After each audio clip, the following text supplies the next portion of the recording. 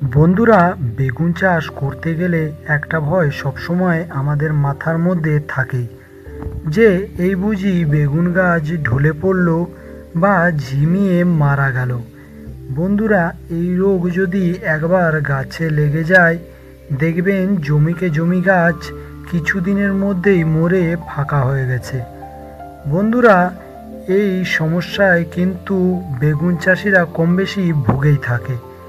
না হলে বেগুন চাষটা একটা রাজা চাষ, দীর্ঘ সময় ধরে ফল পাওয়া যায় এবং একটা বেগুন গাছ থেকে আপনারা 2 থেকে 3 বছর পর্যন্ত ফল পেয়ে যেতে পারেন, যদি আপনারা ঠিক মতন পরিচর্যা করেন তাহলে।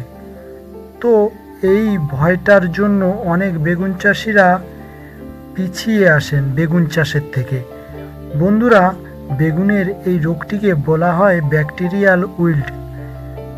বন্ধুরা, বেগুনের এই ঢলে পড়া রোগ বা এই ব্যাকটেরিয়াল উইল্টকে আটকানোর জন্য একটি ওষুধের খোঁজ পাওয়া গেছে। বন্ধুরা, একটা কথা মনে রাখবেন, বাজারে এমন কোনো ওষুধ আসেনি যে এই ব্যাকটেরিয়াল উইল্টকে 100% আটকাতে পারবে। কিন্তু আজ আমি আপনাদের যে ছত্রাকনাশক বা ব্যাকটেরিয়া নাশকটির কথা বলবো, সেটি 60 থেকে 70% পর্যন্ত আপনাদের গাছকে রক্ষা করবে। বন্ধুরা, ওষুধটির নাম হচ্ছে অ্যারিস কোম্পানির রজত এইচডি।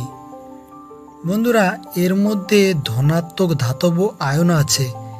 এর কাজ হচ্ছে গাছের কোষের মধ্যে প্রবেশ করে এবং কোষকে মারা যাবার হাত থেকে রক্ষা করে।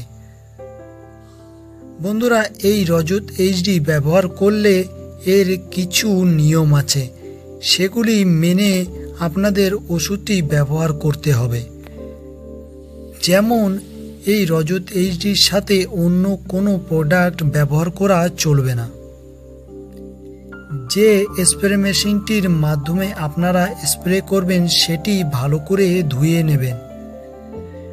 বন্ধুরা, এই রজত এইচডি ব্যবহার করার 3-4 দিন আগে থেকে কোনো রকম স্প্রে করা না থাকে এবং রজত এইচডি ব্যবহার করার পর 3 থেকে 4 দিন পর্যন্ত কোনো রকম স্প্রে না করা হয়।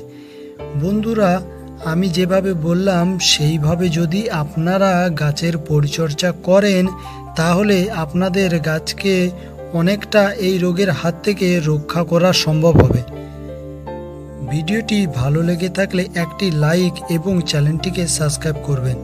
আর যদি বুঝতে কোথাও অসুবিধা হয় তাহলে আমাদের হোয়াটসঅ্যাপ গ্রুপের সাথে যুক্ত হতে পারেন, লিংক ডিসক্রিপশানে দেয়া আছে।